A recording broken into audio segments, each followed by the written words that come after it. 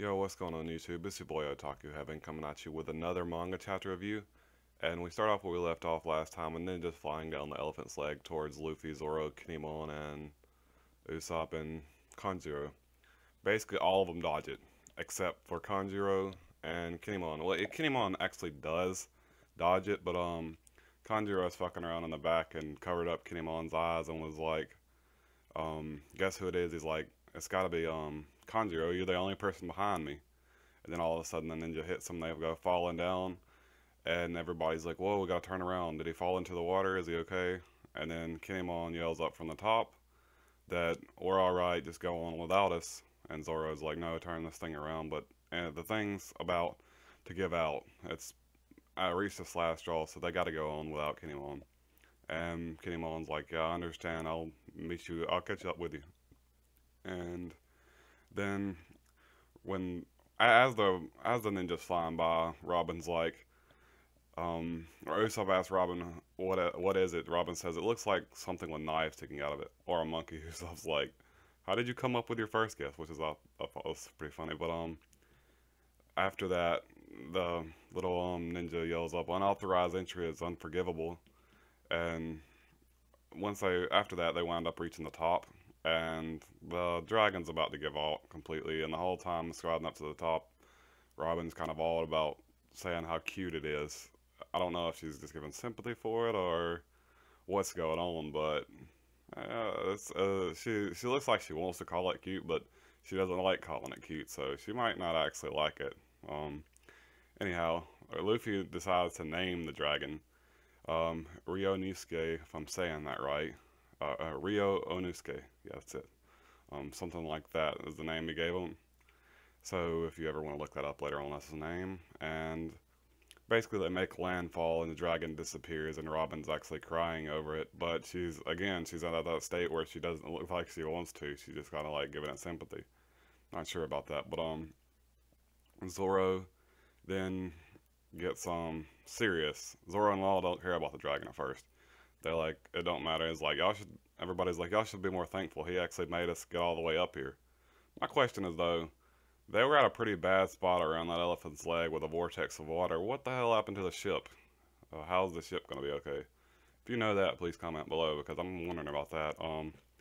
Anyhow, Zoro gets serious about messing around, sort of like he did in Punk Hazard, where he's like, Luffy, you need to stop messing around. We're in the new world now, and he's basically tells everyone the same thing. We need to stop messing around. We're in a new country now. We don't know what it's gonna be like, and the new world's supposed to be pretty badass or pretty strong. So we gotta not mess around, which might lend to the fact that One Piece may be starting to get a little bit more serious, which I hope it does in a way. But I hope it doesn't lose that the fun times in between, because that's one of the reasons I love One Piece. But anyhow, there are no guards in the city once they reach the top, and there are dead plants everywhere. And you see a little cutscene of Robin trying to heal up a plant, or just coddling it, or whatever she's doing. I don't really say. But then we see Luffy run up to the top of this tower, a guard's tower. It's a vantage point.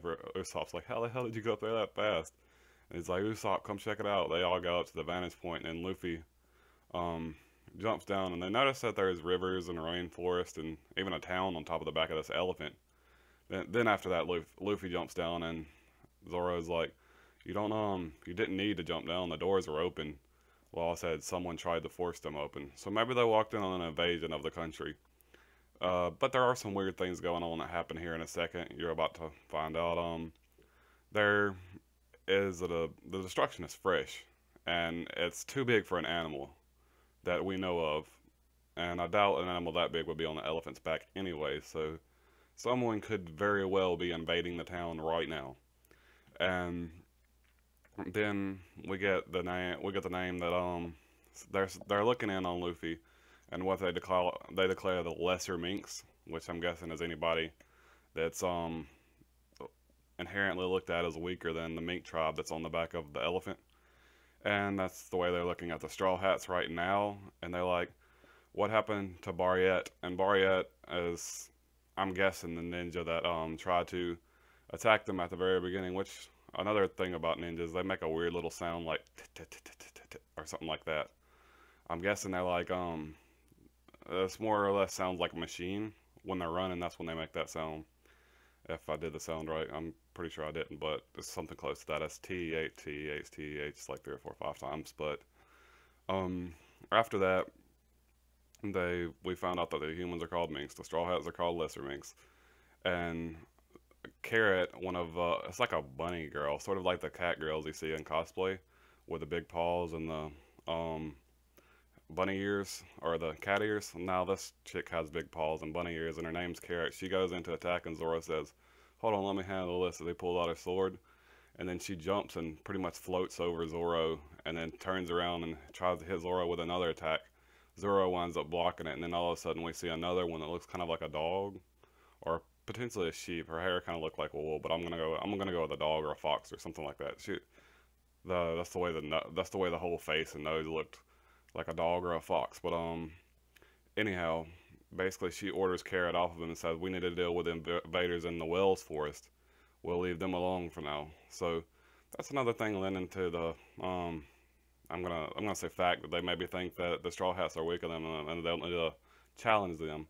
Or other than that, it could just be they know the other people are invading with ill intentions and they don't know the intentions of the Straw Hat crew just yet, so they're gonna focus on the ones they know have ill intentions right now. But they're all going. From what we understand, they're going to the Wells Forest unless Straw Hats try to stop them by saying something and talking and figure out what's going on, which is probably very likely. But it cuts off at a strange point where the mink, that's the dog fox person, whatever it is, of the mink tribe is actually wearing Nami's clothes. And if you look back, we don't really know where Nami's at right now unless she's actually still on the ship, because that would be very likely. I didn't see them leave the ship if I recall, so they might still be on the ship. That might be what's protecting the ship. Probably just answered my question, but maybe they got attacked at the bottom of Zoe and somehow got Nami's clothes, or maybe they even got transformed into a mink. I don't know. If they got transformed into the mink and their memory changed, basically, to where they had allegiance to the mink, that very well could be Nami in front of us. And that doesn't mean they will never be able to get changed back, but that is a possibility that they have been changed into minks by one of the mink tribe, or potentially they just attack Nami, or potentially they even have the same, she just has the same clothes as Nami, but something weird is going on here. Very, very weird. Those are some puzzling questions about what's actually going on in this country. So we'll have to find out next week on that. But overall, we got great plot progression. They finally made it in, and there's potentially a revolt or a war going on, an invasion. And Zoro's trying to get everybody serious again. Luffy's still fucking around as usual, but we probably should have expected that. I mean, you're not gonna calm Luffy down. And Zoe, we got to see Zoe. Zoe's pretty cool. It's neat. I enjoyed it.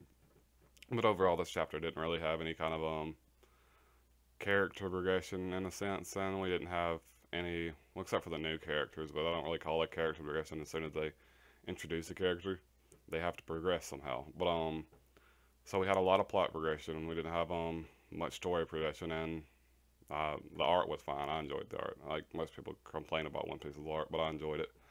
Overall, I'm gonna give this chapter a 6 out of 10 because it wasn't all that great, but it was a standard One Piece chapter.